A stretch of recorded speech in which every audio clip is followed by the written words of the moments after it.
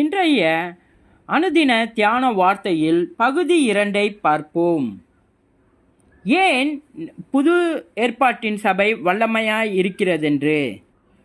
விசுவாசிகள் மனிதர்களோடும் தேவனோடும் ஐக்கியம் கொள்ளும் வாழ்க்கையில் தங்களை வெளிப்படுத்துகிறவர்கள். விசுவாசிகள் எல்லாருமே அவருக்குள் தொடர்ச்சியான உறவை வெளிப்படுத்தி கொண்டே இருக்க வேண்டும்.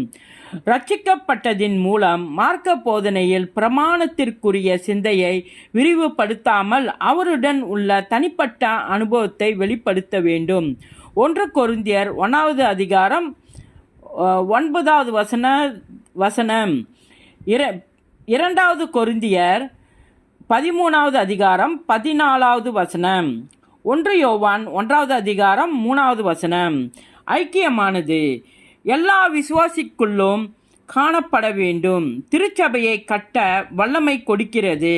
நிபந்தனை இல்லாமல் அன்பையும் ஏற்றுக்கொள்ளுதலையும் காட்டுகிறது. தாழ்மையின் மூலம் உண்மைத்துவத்தை வெளிப்படுத்துகிறது. வீழ்ந்த மற்றும் தடையாய் காணப்படும் விசுவாசிகளை மறுபடியும் கட்டுகிறது. ஞானத்துடன் அறிக்கையிட்டு தூய்மைப்படுத்துகிறது. தேவைப்படும் போதெல்லாம் ஊக்கப்படுத்துகிறது. திறந்த இல்லத்தையும் பணிவிடையும் செய்கிறது. வேதம் தடை விதிக்கும் ஐக்கியமாவது உலகத்துடனே. எபேசியர் 5 அதிகாரம் 11 வசனம். சாத்தானின் ஆவி மற்றும் சூனியங்கள் 1 கொரிந்தியர் 10 அதிகாரம் 20 வசனம். அநீதி 2 கொரிந்தியர் 10 அதிகாரம் 20 வசனம்.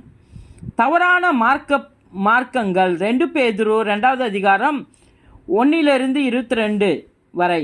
யூதா 4வது பக்கம். கள்ள போதனைகள் கலாத்தியர் 1 அதிகாரம் 7 வசனத்திலிருந்து 10 வசனம் வரை. 2 யோவான் 9 வசனத்திலிருந்து 11 வசனம் வரை. ஒருவருக்கொருவர் உறவு வைத்துக் கொள்ளுதல்.